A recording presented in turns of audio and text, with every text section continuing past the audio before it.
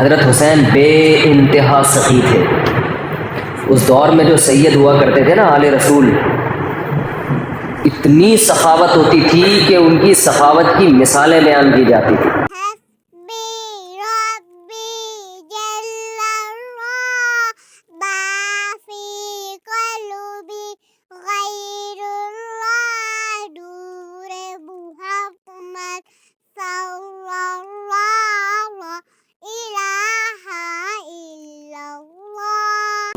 حضرت حسین کی اتنی بڑی داڑھی تھی.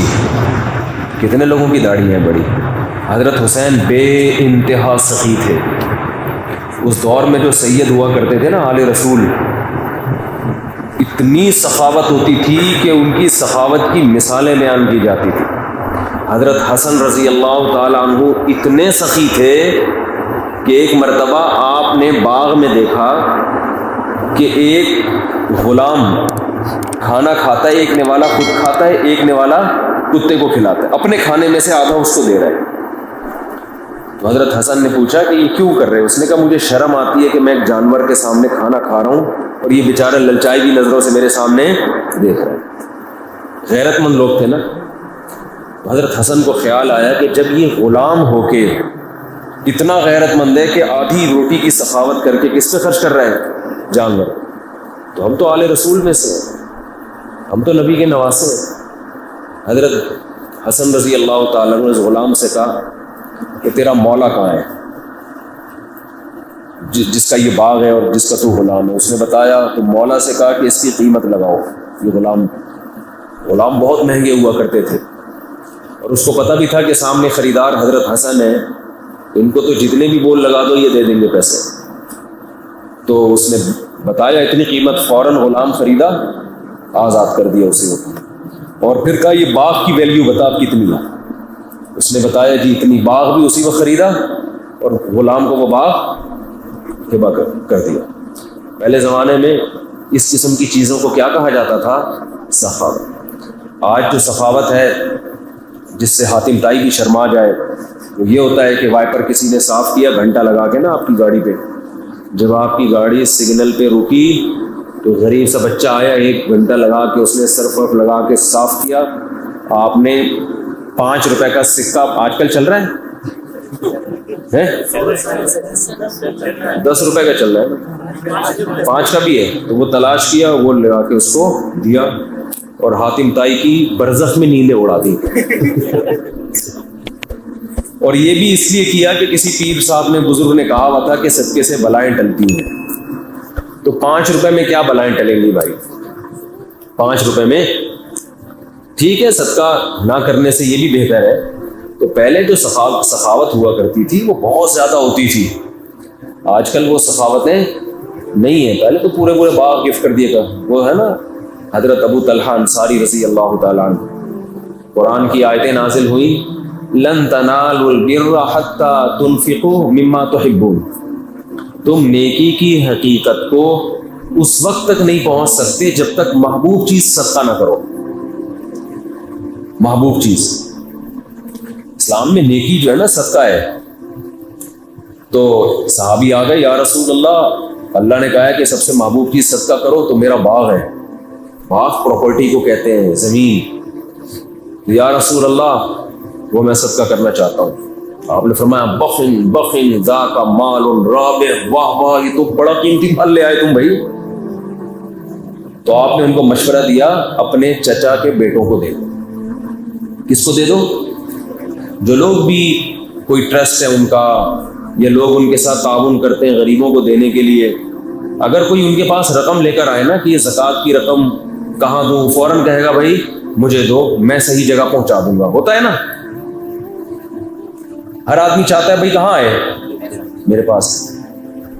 میں نے تو دیکھا ہے بہت سے ٹرسٹ وہ یہی کہہ رہے ہوتے ہیں ہمیں ہی دو، لیکن آپ صلی اللہ علیہ وسلم خود لے بھی سکتے تھے، ان سے لے کے مسلمانوں پہ خرچ کر دیتے ہیں بھائی.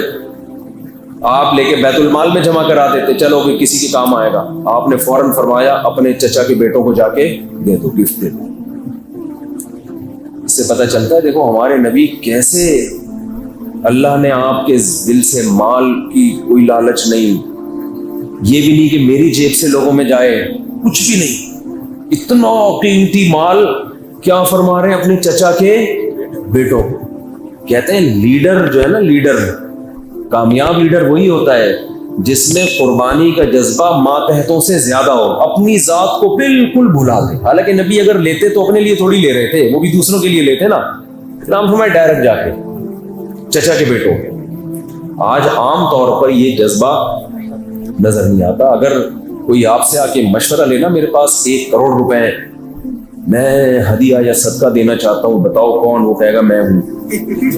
سب سے پہلے تو اپنا ذکر کرے گا، اور اگر اپنا نہیں تو کہے پھر میرے ذریعے سے دو، تاکہ بھونس کون جمائے بعد میں.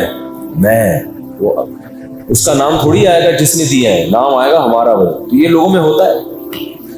تو اس میں کچھ مخلص بھی ہوتے ہیں لیکن اصل اخلاص یہ، کوئی صدقے کی رقم لے کر آئے، آپ بولو بھائی اپنے رشتہ داروں کو. نبی نے کیوں فرمایا؟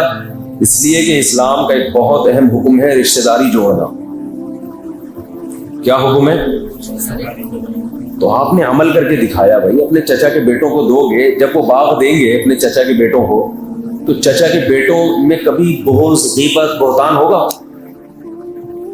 بھائی آج کل یہ ہوتا ہے نا کہ میرے چچیرے ہی میری ٹانگیں کھینچتے رہتے ہیں. یہ ہے نا ہیڈک. لوگ مجھے کہتے ہیں مفتی صاحب آپ رشتہ داروں کی بات کرتے ہو، سب سے زیادہ تو بڑا رشتہ دار کھوتے ہیں ہمارے لیے. سب سے زیادہ غیبتیں آپ کے رشتہ دار آپ کے خلاف کر رہے ہوتے ہیں. لیکن کیا ابو طلحہ انصاری کے رشتہ دار نے کبھی ان کی غیبت کی ہوگی اس کے بعد؟ وہ پتا ہے بھائی صاحب انہوں نے اتنا بڑا ظرف، مجھے پورا باغ ہدیہ دے. تو رشتہ داری جوڑنے کے لیے روکھڑے کا خرچ کرنا بولو ضروری. روکھڑے کی بات آئی تو ایک اور آئے ذہن میں آ گئی، وہ کر کے پھر آگے چلتے ہیں.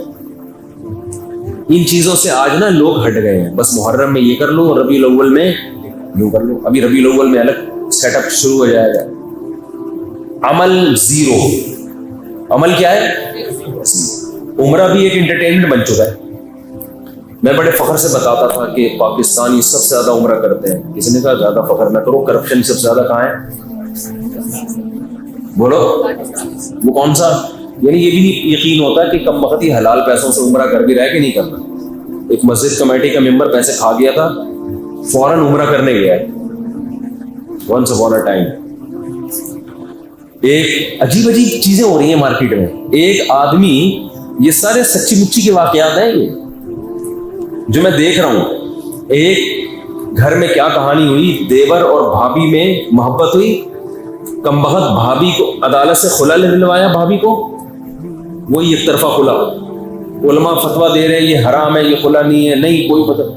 اور بھابھی صاحبہ کی بھی سیٹنگ ہوئی دیور کے ساتھ، اور بڑا بھائی بیچارہ خون کے آنسو رو رہا ہے کہ یار یہ میرے گھر میں کیا ہو رہا ہے.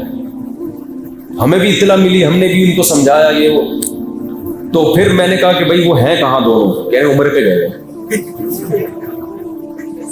دیور بھابھی کو پٹا کے عدالت سے خلا. ایک تو پٹانا کل عدم کہہ رہا پٹانا کتنا بڑا جرم ہے یار. اپنے تم آپ اس بھائی سے تم کس منہ سے ملو گے؟ جہنم کی کسی عورت کو پٹانا شادی شدہ یہ تو ہے ہی جرم، لیکن یار اپنے سگے بھائی کے دل پہ تم نے آرے چلا دیے. ایک ہی پیٹ سے پیدا ہوئے دونوں، ایک ہی چھاتی سے دودھ پیا. اتنا قریبی رشتہ ہوتا ہے بھائی بہنوں کا اور بھائیوں کا آپس میں. ایک ہی بلڈ سے دونوں کی تعمیر ہوئی ہے. ایک ہی کئی سالوں تک بستر پہ اکٹھے سوتے ہیں. ایک ہی ماں سے پٹتے ہیں بچپن میں، ایک ہی ماں سے نصیحتیں حاصل کرتے ہیں، ایک ہی ماں کے ہاتھ کے پراٹھے کھاتے ہیں کئی سال، ایک ہی ماں کی ہاتھ کی روٹیاں کھاتے ہیں، ایک ساتھ اسکول جاتے ہیں. اتنا قریبی رشتہ یار ایک عورت کے لیے وہ قربان.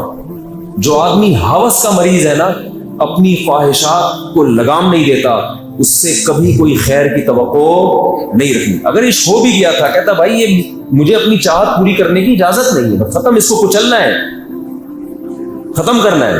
یہ نہیں ہو سکتا. دنیا کی ہر خواہش پوری نہیں ہوتی. دوسرا کام عدالت کا خلا یک طرفہ. وہ عدالتیں تو آپ کو پتہ ہے بیٹھی ہوئی ہیں. عدالت کو اس سے کوئی غرض نہیں ہے کہ مرد ظلم کر رہا ہے نہیں کر رہا. مرد نے ثابت کر دیا کہ میری بیوی فاحشہ ہے. عدالت کی پیشانی پر 2 لکیریں بھی نہیں آتی. بیوی سے عدالت پوچھے گی رہنا ہے یا نہیں رہنا، وہ کہے گی نہیں رہنا، یہ لو خلا بھی دی. تو شوہر جج ہے آج کل ہم لوگ شوہر نہیں، کیونکہ طلاق کا اختیار کس کے پاس ہے؟ جج کے پاس. تو شوہر تو وہ ہو گیا نا. یہ ایسی 2 اور 2 4 کی طرح بات ہے. اور میں تو اب نام لینا میں نے چھوڑ دیا، لیکن بہت لوگ گمراہ ہو رہے ہیں. انجینئر علی مرزا نے خلا کے بارے میں کلپ ریکارڈ کروایا. اس نے کہا کہ صرف فقہ حنفی میں ہے کہ عورت یعنی شوہر کی پرمیشن کے بغیر خلا نہیں ہوتا، باقی سب کے نزدیک یک طرفہ خلا ٹھیک ہو جاتا ہے. تو وہ پھینکنے پر گورنمنٹ کی طرف سے چونکہ پابندی نہیں ہے، پھینکتے رہو. تو خلا 4 اماموں کا اتفاق ہے، اہل حدیث بھی اس میں متفق ہیں کہ جب تک مرد خلا نہیں دے گا عورت یک طرفہ خلا نہیں لے سکتی. 4 اماموں کا اتفاق ہے. اور قرآن میں بھی یہی لکھا ہوا ہے. قرآن کا ترجمہ بیچارہ پڑھ لیتا تو اندازہ ہوتا. اور نیچے لوگوں کے کمنٹس دیکھو جو اس سے بھی بڑے جاہل ہیں. صحیح کھینچ کے رکھو ان مولویوں کو، ٹائٹ کر کے رکھو ان مولویوں کو. نیچے لوگوں کے کمنٹس ہیں کہ انہوں نے خود ہی فقہ حنفی پہ جھوٹ باندھے گا، خود ہی پھر اس کے جواب میں دلائل دے گا، وہ دلائل بھی غلط. تو قرآن سے صاف پتہ چلتا ہے کہ جہاں قرآن میں خلا کی آیتیں ہیں نا، میں سامنے آنے نہیں دے رہا نا، سامنے بیٹھے گا تو یہ اس کو پتہ ہے ہوشیار آدمی کو، اس لیے صرف المحنت المفنت پہ گھما رہا ہے. المحنت المفنت پہ گھما رہا ہے. ہم تو تیار ہیں بھائی 1.5 گھنٹہ ہم المحنت پہ بات کریں گے، تو 1.5 گھنٹہ ہمیں اور بھی تو کرنے دو نا. جو آپ نے اتنے بھنڈ مارے کبھی فقہ حنفی کو کہہ رہے ویل مچھلی فقہ حنفی میں حلال نہیں ہے، اور پھر دلائل دینا شروع کرتی ہے ویل مچھلی کے حلال ہونے. لوگ کہہ رہے ہیں دیکھو حنفیوں کو تو اتنا نہیں پتا. تو تجھے کس نے بولا ہے کہ ویل مچھلی فقہ حنفی میں حلال نہیں ہے؟ خود ہی الزام لگا کے جواب دے کے شاباش ملو.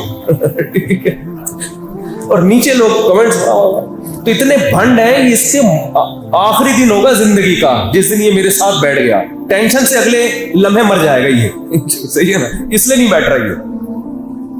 یہ اس لیے نہیں بیٹھ رہا. اور کمال کی بات ہے اتنا ہوشیار ہے، ہر تھوڑے دن میں کلپ بنا کے چلاتا ہے، لوگوں کو یہ میسج دیتا ہے کہ مفتی طارق مسعود نہیں آ رہے، کیونکہ اس میں عنوان لگا ہے مفتی صاحب جہلم کب تشریف، جہلم آ جاؤ. یہ لیبل ہوگا، نیچے جو بیان ہوگا اس میں کہ بالکل آنے کی ضرورت نہیں ہے. جو چیلنجز میں نے کیے